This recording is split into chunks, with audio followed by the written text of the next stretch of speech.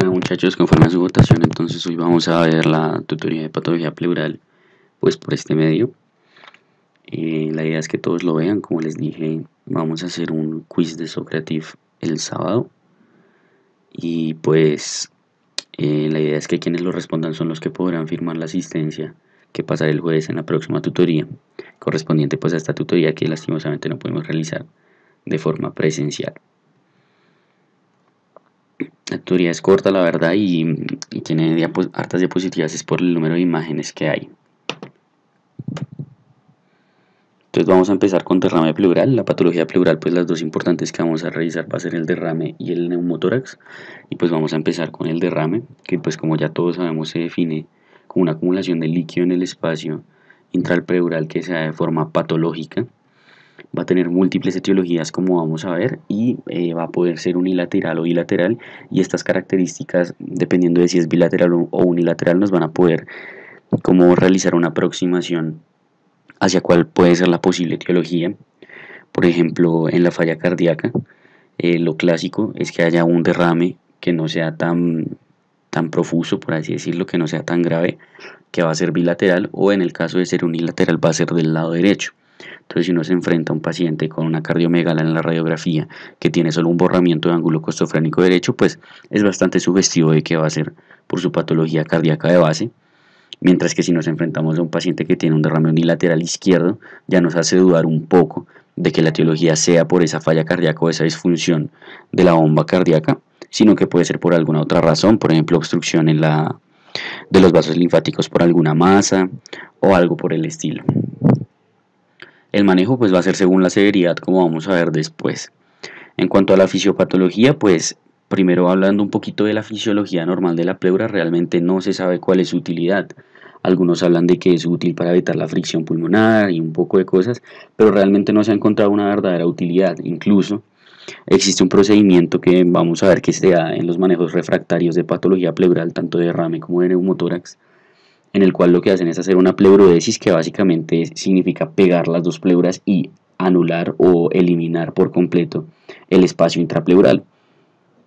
Y se ha visto que los pacientes con esto no tienen como tal un deterioro de su función respiratoria, no es que tengan una mayor dificultad, que tengan una disminución en sus parámetros ventilatorios, nada, por el contrario, pues se mejoran porque se les alivia su neumotórax o su derrame recurrente y no se ve alterada como tal la función pulmonar. Entonces digamos que esto como que sugiere que realmente la pleura no tiene una utilidad fisiológica dentro de la función pulmonar y dentro de la respiración. Se va a ver principalmente a tres alteraciones esta acumulación patológica del líquido. La primera va a ser un aumento de la presión hidrostática, que se va a relacionar principalmente con fenómenos congestivos. La segunda va a ser una disminución de la presión oncótica, que se va a relacionar más que todo con alteraciones de las proteínas en la sangre, especialmente albúmina, o sea, síndrome nefrótico, cirrosis, etc. Y la última va a ser una alteración en el drenaje. La alteración del drenaje usualmente va a ser por una obstrucción como tal de los vasos linfáticos y se va a relacionar más es como con patología que haga efecto de masa, es decir, tumores. Aquí falta uno que digamos puede abordar cualquiera de las tres etiologías, y es cuando hay una producción in situ del líquido, que usualmente se va a relacionar con fenómenos inflamatorios en la propia pleura, donde vamos a estar hablando de infecciones, de patologías reumatológicas, que van a generar por la inflamación propia de la pleura un líquido ahí mismo, y esa producción de líquido va a sobrepasar digamos los fenómenos que regulan la cantidad de líquido dentro de la pleura, y pues se va a generar esta acumulación patológica de líquido. Este es un esquema que tiene el New England en su revisión de patología pleural, donde básicamente el objetivo es demostrar lo mismo, que la cantidad de líquido que va a haber dentro de este líquido pleural se va a relacionar principalmente con las relaciones que hay entre la presión hidrostática, la presión oncótica y el drenaje linfático. Vamos a ver que usualmente vamos a hablar de que la presión intrapleural va a ser negativa, y esto es lo que supuestamente va a ayudar a mantener una buena función pulmonar. ¿Cómo va a ser la presentación clínica? ¿Cómo vamos a sospechar que un paciente que llega a nuestro servicio tiene un derrame pleural? Pues va a ser algo que se conoce como el síndrome de derrame pleural. Síndrome porque, como dijimos, puede ser causado por múltiples etiologías. Entonces podemos ver en casos severos una asimetría en la expansión, haciendo pues la parte de la inspección del tórax.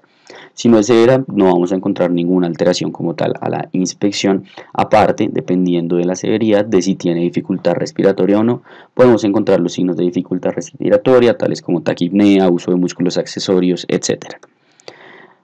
A la palpación podemos encontrar una disminución en el frémito o en general de las vibraciones vocales al pedir al paciente que diga el clásico 33.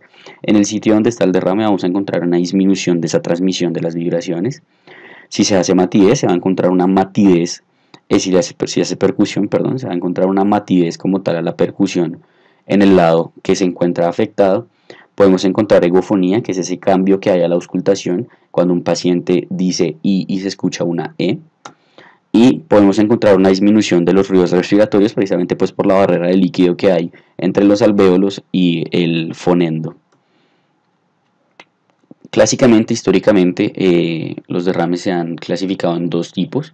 El primero es un transudado, el cual se va a relacionar principalmente con las alteraciones en la presión hidrostática u oncótica, es decir, fenómenos congestivos o de alteración en la albúmina, o por alguna entrada de algún líquido externo que ya va a ser algo más bien raro. Y el exudado por su parte se va a relacionar principalmente con afecciones in situ de la pleura o con producción de líquido in situ de la pleura, que va a ser por una infección pleural, que va a ser por una inflamación pleural, por una patología reumatológica.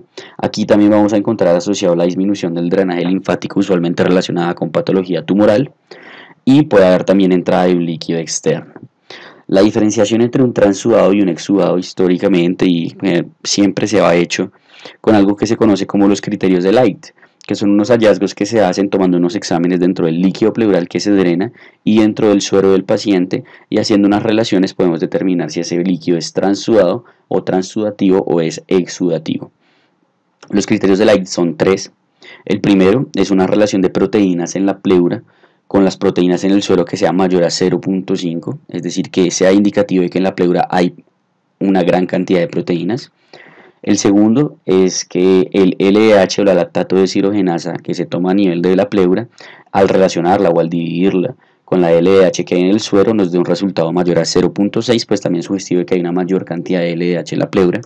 Y el tercero va a ser que el LDH en la pleura sea mayor a 2/3 del límite superior de la normalidad que se tenga para el LDH en suero. Cuando se tiene cualquiera de los tres, se habla de un exudado, o sea, solo necesitamos uno de estos tres para estar hablando de un exudado. Hay algunos autores y hay algunas fuentes que recomiendan que se deberían utilizar dos, o hablan de unos métodos de 2 pasos y demás. Incluso hay algunos que han tratado de proponer otros criterios en los cuales uno se puede fundamentar para estar hablando de un exudado, entre los que se incluyen un colesterol mayor a 45 o unas proteínas totales en el líquido pleural mayor a 3 gramos por decilitro. Y se dice que con esto se podría hablar de que estamos frente a un derrame de tipo exudativo. Pero grosso modo y en general lo que nos importan son los criterios de Light, y lo que se usa y lo que ustedes van a ver en la práctica clínica es el uso de estos tres criterios de Light, y con cualquiera de esos vamos a estar hablando de un derrame de tipo exudativo. Entonces, ¿cuál va a ser la etiología de un transudado o de un exudado? En cuanto al transudado, lo que más hay que pensar y lo primero que hay que pensar pues va a ser la falla cardíaca. Va a ser lo clásico de congestión que genera un aumento en la presión hidrostática y una consecuente extravasación del líquido hacia el espacio intrapleural.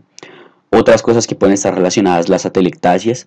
Las atelectasias van a generar un derrame porque al generar un colapso pulmonar van a generar una alteración entre las presiones que hay entre el tórax y la pleura, y eso va a predisponer a una extravasación también hacia el espacio intrapleural.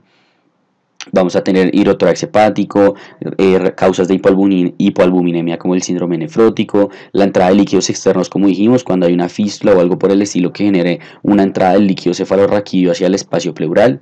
Otras como el urinotórax, que es la acumulación pues, por alteraciones traumáticas usualmente o aterogénicas de la vía urinaria donde se conecta patológicamente con la pleura, y pues hay una acumulación como tal de orina en el tórax. Esos serían como los importantes a tener en cuenta, y pueden encontrar la lista de los demás, pero no creo que no vale la pena como detenerse en cada uno de estos, sino recordar los más frecuentes: falla cardíaca, atelectasias y alteraciones en las concentraciones de la albúmina. En cuanto al exudado, como dijimos, van a ser principalmente alteraciones in situ y vamos a pensar en inflamaciones, lo que hay que pensar. Entonces podemos encontrar causas infecciosas, sea como tal de la pleura o del parénquima pulmonar. Entonces podemos encontrar un derrame asociado a neumonía, que como ya les enseñó Santi, se conoce como un derrame paraneumónico, que usualmente va a ser de características exudativas y en ocasiones incluso va a tener contenido bacteriano dentro de este líquido. Cuando encontramos en un líquido pleural la presencia de bacterias, encontramos un cultivo positivo, hay evidencia como tal de que hay bacterias dentro de ese líquido, es que vamos a hablar como tal de un empiema. Listo, esa va a ser la definición de empiema. Van a haber otras infecciones fúngicas, parasitarias, etcétera, que también pueden causar un exudado. Otras que son de característica iatrogénica, el cáncer usualmente va a estar relacionado con fenómenos exudativos, precisamente por el bloqueo que dijimos del drenaje. Otras alteraciones inflamatorias, pensar sobre todo en patologías reumatológicas. Lupus está muy asociado con la serositis en general, o sea, no solo derrame pleural, sino también afección a nivel del pericardio, afección a nivel del peritoneo, y cualquiera de estas pues va a generar una acumulación de líquido dentro de estos espacios. Pues si se da a nivel pleural, pues va a ser una pleuresía lúpica o algo por el estilo. También hay pleuresía reumática relacionada con la artritis reumatoide, especialmente se ha visto relacionado también cuando hay nódulos reumatoideos a nivel del pulmón. Otras enfermedades reumatológicas tipo vasculitis, como la granulomatosis con poliangeitis anteriormente llamada Wegener, o la granulomatosis con poliangeitis eosinofílica, anteriormente llamada el Church-Strauss. Y así van a haber muchas otras alteraciones endocrinas y demás, pero creo que mencionamos las que son más prevalentes y las que más hay que buscar. Lo importante es, recuerden, exudado, pensar inflamación o algo tumoral. Inflamación sea por infeccioso o por reumatológico, y pues lo tumoral sea primario o sea metastásico de pulmón. Hay algunos medicamentos asociados que hay que tener en cuenta, sobre todo cuando uno se enfrenta a un derrame pleural que es recurrente o que uno no encuentra un diagnóstico con los parámetros iniciales que vamos a mencionar a continuación. Entonces ahí pues hay que hacer una buena historia clínica y preguntar si de pronto hay algún medicamento que se pueda relacionar con el derrame pleural. Entonces, ¿cómo va a ser el abordaje? Nos enfrentamos al paciente que puede llegar con dificultad respiratoria, con todo lo que mencionamos en el síndrome de derrame pleural, y lo que hay que hacer básicamente es pues una buena historia clínica con un muy buen examen físico, y debemos comprobar que hay una acumulación de líquido en el espacio pleural, lo cual se va a hacer mediante imagenología, mediante radiología, y posteriormente a esto se va a drenar.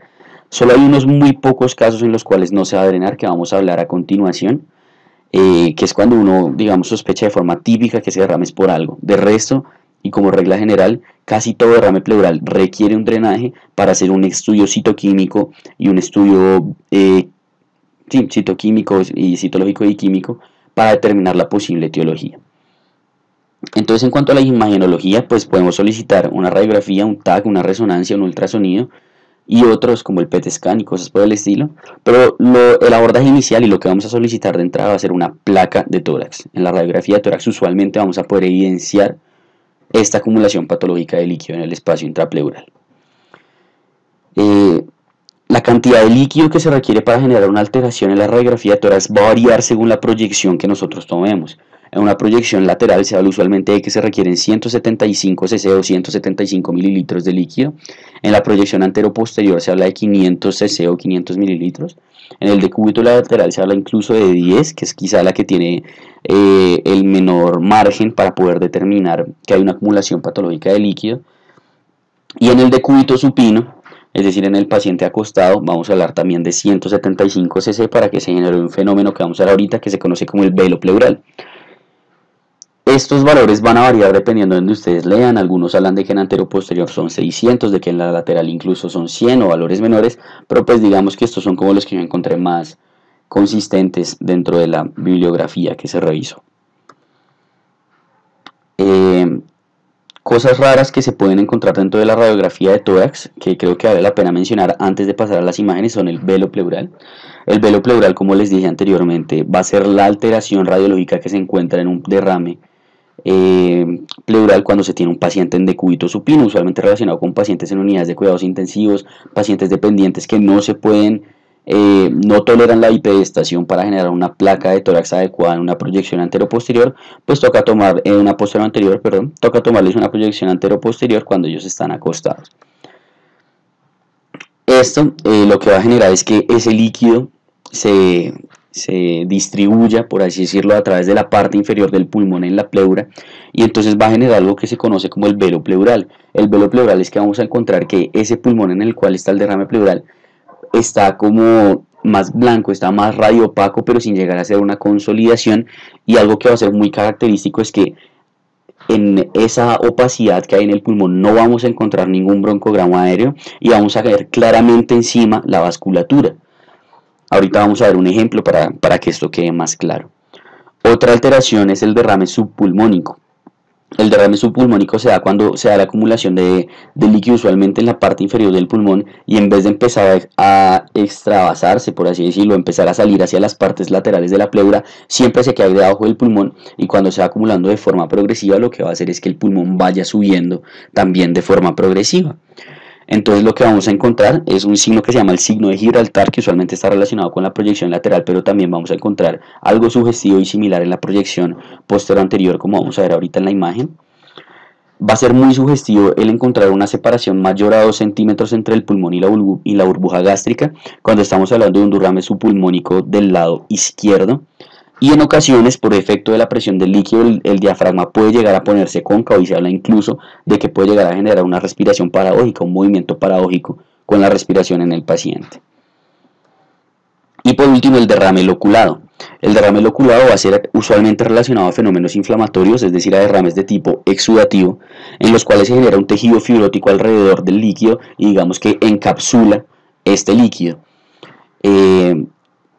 Se va a relacionar, como dijimos, con alteraciones exudativas, y algo típico es que se va a relacionar con algo que se conoce como el tumor evanescente, en el cual uno encuentra una imagen, una consolidación con bordes definidos y demás, redondeada. Entonces muchas veces se puede confundir con una masa y sospechar que pueda ser un tumor. Sin embargo, cuando se dan los procesos autorresolutivos y este derrame se autolimita o se realiza el manejo etiológico, esta imagen pues va a desaparecer, y entonces por eso se conoce como tumor evanescente. Otras cosas que nos van a diferenciar este derrame loculado de algo tumoral o de una opacidad como tal de tipo consolidativo va a ser que va a tener unos ángulos obtusos al final, no se va a ver una proyección oblicua, y muchas veces va a estar relacionado con las cisuras. Cuando no lo está, digamos que es más difícil determinar mediante una radiografía que estamos frente a un derrame loculado, y se suele requerir de un estudio adicional con una tomografía de tórax. Entonces vamos a ver unos ejemplos. Este es el hallazgo clásico que vamos a encontrar en un derrame pleural.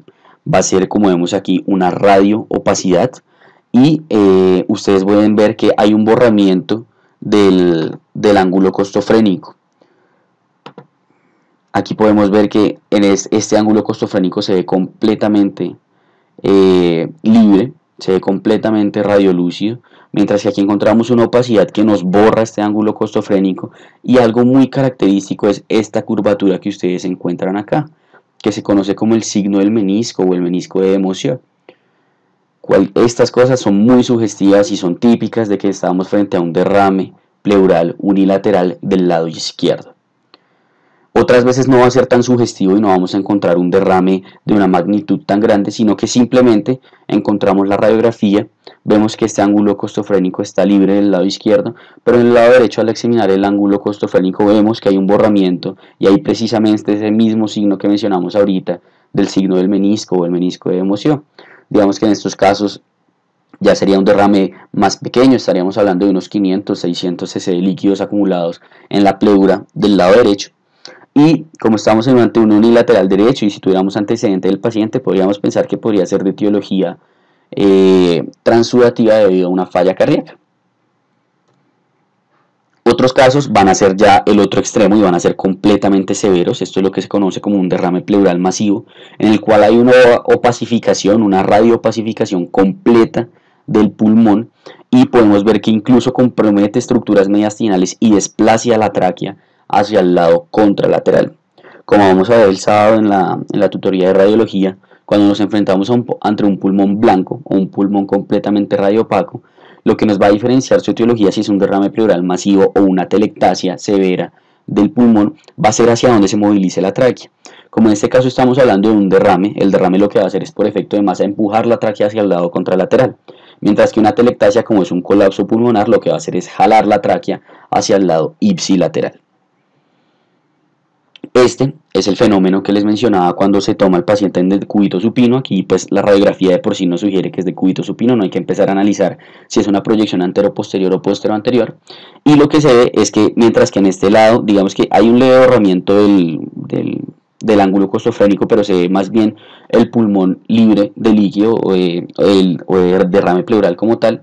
En el pulmón derecho encontramos que hay una opacificación general del pulmón, pero a diferencia de esta anterior donde se perdía completamente la visualización de todas las estructuras del parénquima pulmonar, aquí ustedes pueden ver que se ve la vasculatura pulmonar encima de esta radiopacidad.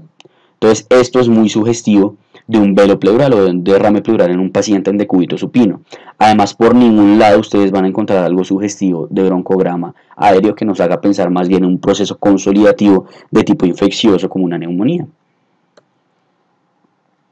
Esta va a ser un derrame en la proyección lateral. La proyección lateral pues va a ser más sensible y va a determinar cantidades menores de líquido. Y lo que se va a ver es, a diferencia de un borramiento del ángulo costofrénico lateral, que en estas no se ve, va a ser un borramiento del ángulo costofrénico posterior con el mismo signo del menisco o el signo de emoción.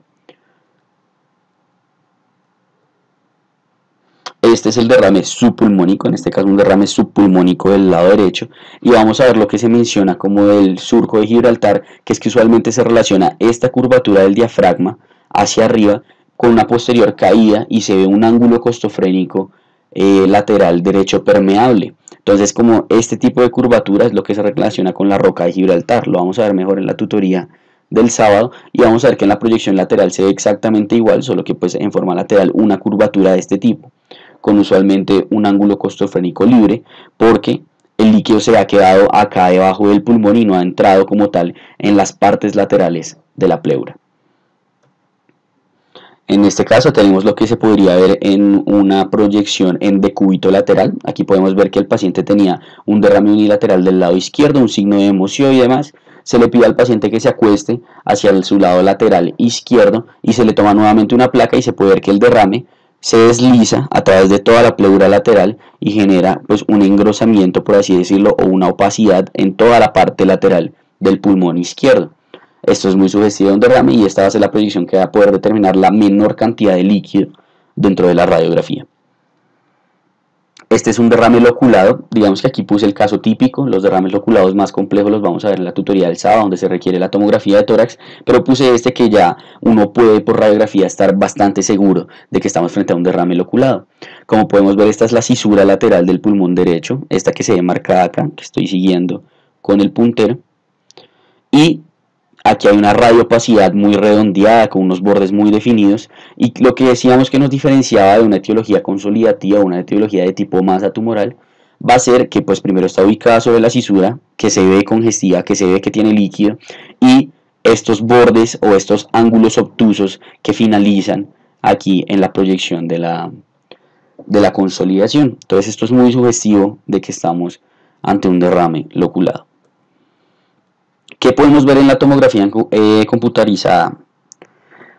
Digamos que va a ser más sensible, va a poder identificar cantidades de líquido menores de hasta 2 cc y es más útil pensando principalmente en la búsqueda de la etiología, porque va a ser muy característico encontrar alteraciones dentro del pulmón o relacionadas al pulmón que nos expliquen de una vez cuál puede ser la etiología de ese derrame, algo que no es tan útil y no es tan frecuente encontrar en la radiografía de tórax.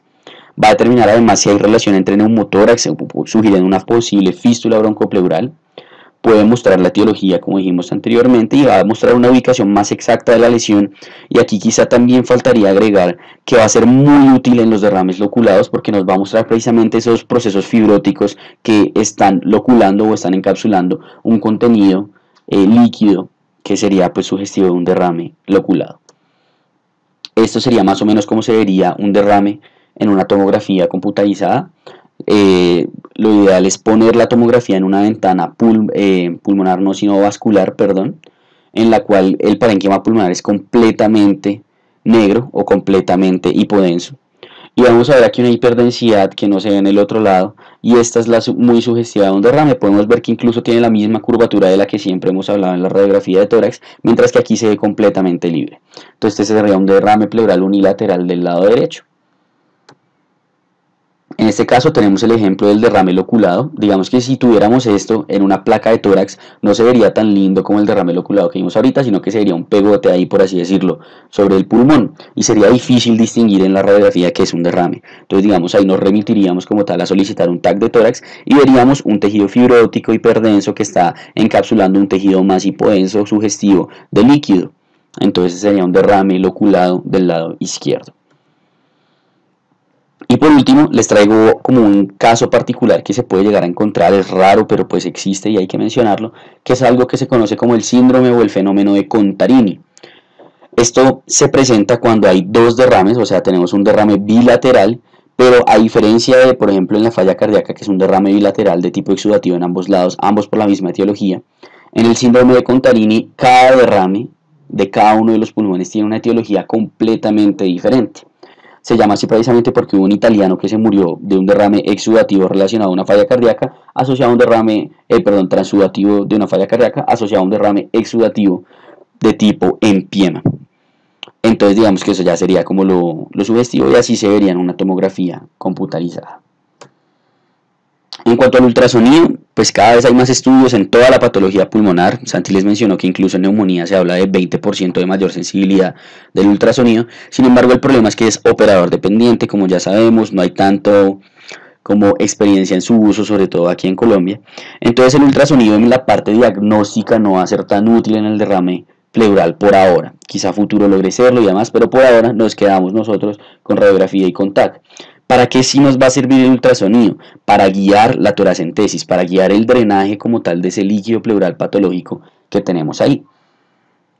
Entonces, ¿qué cosa se ha visto que es mejor el ultrasonido? Es mejor en determinar el volumen, es mejor en detectar septos, es mejor en detectar exudados y menos complicaciones al guiar la toracentesis. Las primeras tres cosas que se habla de superioridad pues serían las que nos indicarían que a futuro lo ideal va a ser utilizar el ultrasonido en el diagnóstico, pero la última es la que nos importa por ahorita, que es que toda toracentesis y todo derrame pleural se debe drenar guiado por ultrasonido, según dicen toda la bibliografía, incluyendo las guías de la BTS de patología pleural. Entonces, la toracocentesis o la toracentesis va a ser precisamente ese proceso de drenar el derrame pleural. Como dijimos, grosso modo y como regla general se va a realizar a todo derrame pleural. ¿En cuáles no? ¿Cuáles van a ser esas pequeñas excepciones? Cuando se está con completa certeza de que es una falla cardíaca o una pleuresía viral. Es decir, el paciente con antecedente de falla cardíaca que tiene un derrame unilateral derecho muy pequeño o un derrame bilateral bivasal muy pequeño, pues esos pacientes no amerita chuzarlos para comprobar lo que ya sabíamos y es que es un derrame pleural de tipo transudativo por una falla cardíaca. Cuando sí hay que hacerlo en el contexto de una falla cardíaca, cuando es atípico. Ejemplo, unilateral izquierdo. Ejemplo, bilateral pero masivo, que el paciente se empeoró y se deterioró de la nada. En esos casos sí quizá ameritaría hacer una toracentesis y hacer un drenaje como tal de ese líquido pleural. De lo contrario no. Solo se hace el manejo etiológico, diuréticos, resolverle su descompensación de su falla cardíaca y con eso resuelve el derrame pleural. Como dijimos, realizar siempre guiado por ultrasonido. Entonces, una vez sacamos ese líquido pleural, lo que hay que hacer es analizarlo para poder determinar cuál podría ser la posible etiología o causa de que se haya acumulado ese líquido ahí. Se va a ver inicialmente las características macroscópicas, se va a ver un conteo celular, un análisis citológico, un análisis químico o bioquímico mirando el pH, las proteínas, el LDH, la glucosa. Y en algunos casos específicos pues se va a solicitar cultivo, citología, ADA, SIL-Nielsen, BNP, dependiendo de lo que se sospeche. Digamos que en Colombia, teniendo en cuenta que estamos en un país endémico para tuberculosis, ustedes van a ver que a la gran mayoría de los derrames pleurales que se drenan se les pide de una vez el ADA para determinar si hay posibilidad o no de estar frente a una pleuresía tuberculosa o a un derrame pleural debido a una tuberculosis. ¿Cuáles son las que más nos van a importar de ahí? Primero las características macroscópicas que nos pueden indicar de una cuál podría ser la etiología y posteriormente las cosas relacionadas con los criterios de Light para dividir el derrame de tipo exudativo versus el transudativo, es decir, las proteínas y el LDH a nivel pleural y pues tomar proteínas y LDH a nivel sérico para poder hacer la comparación y determinar si estamos o no frente a un exudado. ¿Qué se puede ver dentro del análisis macroscópico? Primero las alteraciones en el color, las alteraciones en las características y las alteraciones en el olor de ese fluido. En cuanto al color, se va a hablar de que usualmente los transudados van a ser de tipo pálido, de tipo amarillento, mientras que ya algo rojo de tipo sanguinolento se relaciona más con malignidad, las cosas, un líquido blanquecino se relaciona con un kilotórax o con una efusión de colesterol. El líquido café se va a relacionar con, con un sangrado o un hemotórax tardío o que llevará ya bastante tiempo ahí, se hubiera consumido parte de la hemoglobina. Los negros se van a relacionar particularmente con Aspergillus niger, pero se pueden relacionar con otras infecciones, melanomas metastásicos y particularmente con pancreatitis. Incluso la pancreatitis, cuando genera peritonitis, también se relaciona con un líquido negro. Y otras alteraciones del color. En cuanto a las características del fluido, lo que más va a importar y lo que más ustedes tienen que estar pendientes es el pus. Si sale con pus, pues es muy sugestivo de que si uno le mira, ahí van a haber bacterias y de que estamos frente a un empiema. El empiema, en su gran mayoría y en su generalidad, se van a tener que drenar mediante un tubo de tórax, a diferencia, por ejemplo, de un derrame transudativo. Entonces, por eso es tan importante y pues porque hay que iniciar un manejo antibiótico temprano, porque los empiemas tienen un mal pronóstico en cuanto a su respuesta a antibióticos y empeoran el pronóstico de mortalidad de los pacientes con neumonía. Y por último, el olor, si es pútrido, pues también nos va a hacer sugestivo empiema, especialmente de etiología anaerobia, y si huele a amonio, es decir, si huele a orina, pues va a ser un urinotórax. En cuanto a las proteínas, pues ya dijimos que lo que más nos importa va a ser la relación, determinar si la relación es mayor a 0,5 o no, pero los valores normales suelen ser menores a 3 gramos sobre decilitro, de 3 a 4 gramos sugiere exudado, 4 a 8 tuberculosis y mayor a 8 va a ser sugestivo de gamapatías monoclonales. El mensaje es que a medida que aumentando va a ser más sugestivo de que sea de tipo exudativo y si está en concentraciones exageradamente elevadas, pues podemos pensar en una patología que se relacione con una hiperproducción de proteínas, ejemplo gamapatías. En cuanto al LDH, ya dijimos, lo que nos va a importar es si es mayor a 2/3 del límite superior de lo normal o si la relación es mayor a 0,6 para los criterios de Light, pero pues digamos que así aislada suele ser menor a 200, cuando es mayor a 1000 suele indicar que es o reumatoide o por una etiología parasitaria que se conoce como la paragonimiasis o por malignidad. Listo, si está muy elevada, usualmente va a ser relacionada a alguna de esas tres. Si entra entre 200 y 1000, pues a medida que más se aproxime a 1000, va a ser más característico que sea de tipo exudativo. En cuanto al colesterol, pues como dijimos, algunos lo utilizan como marcador para determinar si es exudado o no. Se dice que usualmente mayor a 250 podemos estar seguros de que es un pseudoquilotórax, es decir, una efusión de colesterol. En cuanto a los triglicéridos, suelen ser menores a 50. Cuando son mayores a 110 podemos estar casi 100% seguros de que estamos frente a un kilotórax. Y si está entre 50 y 110, pues hay que hacer más estudios para descartar que no sea por otra causa diferente al kilotórax. En cuanto a la creatinina, vamos a hacer una razón pleura-suedo y cuando esta es mayor a 1 va a sugerir un urinotórax. En cuanto a la glucosa, lo normal es que sea más o menos similar al valor que hay en suero, es decir, que sea mayor a 60 miligramos sobre decilitro. Cuando es muy baja o indetectable vamos a pensar en alteración reumatoide o en un empiema, y cuando está entre 30 y 50 vamos a empezar en alteraciones que generen exudativo. Es decir, al igual que en proteína LDH, a medida que disminuye vamos a pensar en algo más exudativo. Digamos que la glucosa es muy útil porque algunos dicen que cuando la relación pleura-suero es menor a 0,5, cuando es menor a 60, podemos remitirnos a buscar únicamente y exclusivamente estas etiologías: alteración reumatoide, empiema, malignidad, tuberculosis, lupus y una ruptura esofágica. El pH, a medida que sea más bajito, va a ser más sugestivo de exudado, y a medida que sea más bajo, a medida que sea más ácido, va a tener un peor pronóstico. Incluso se dice que pH es menor a 7,3 o a 7,2 van a ser indicativos de una pobre respuesta a pleurodesis.